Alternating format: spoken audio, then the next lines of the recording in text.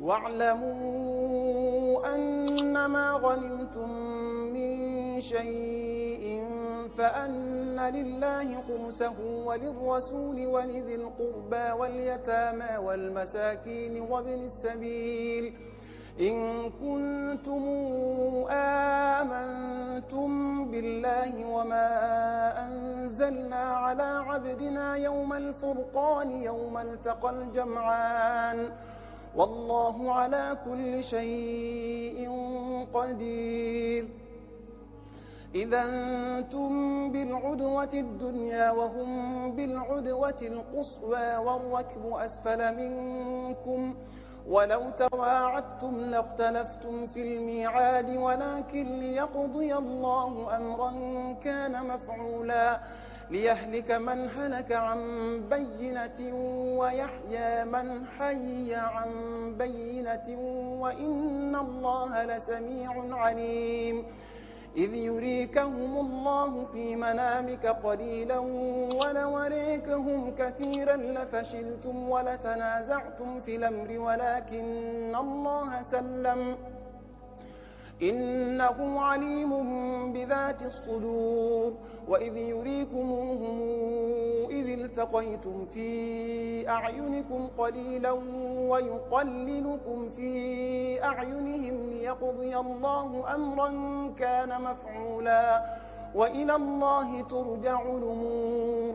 يا أيها الذين آمنوا إذا لقيتم فئة فاثبتوا واذكروا الله كثيرا لعلكم تفلحون.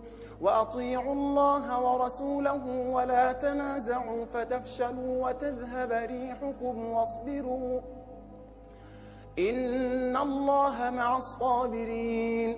ولا تكونوا كالذين خرجوا من ديارهم بطرا ورئاء الناس ويصدون عن سبيل الله والله بما يعملون محيط.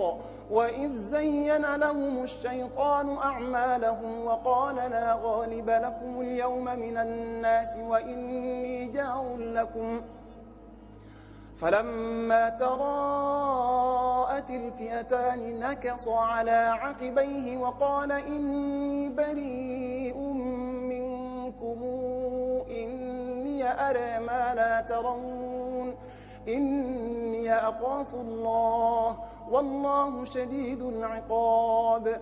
إذ يقول المنافقون والذين في قلوبهم مرض غر هؤلاء دينهم ومن يتوكل على الله فإن الله عزيز حكيم. ولو ترى إذ يتوفى الذين كفروا الملائكة يضربون وجوههم وأدبارهم وذوقوا عذاب الحريق ذلك بما قدمت أيديكم وأن الله ليس بظلام للعبيد. كدأب آل فرعون والذين من قبلهم كفروا بآيات الله فأخذهم الله بذنوبهم إن الله قوي شديد العقاب. ذلك بأن الله لم يك مغيرا نعمة أنعمها على قوم حتى يغيروا ما بأنفسهم وأن الله سميع عليم.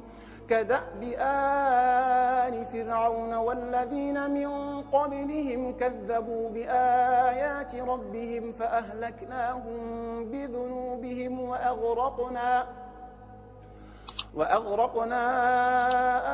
آل فرعون وكل كانوا ظالمين. إن شر الدواب عند الله الذين كفروا فهم لا يؤمنون الذين عاهدت منهم ثم ينقضون عهدهم في كل مرة وهم لا يتقون. فإما تثقفنهم في الحرب فشرد بهم من خلفهم لعلهم يذكرون. وإما تخافن من قوم خيانة فانبذ إليهم على سواء إن الله لا يحب الخائنين ولا تحسبن الذين كفروا سبقوا إنهم لا يعجزون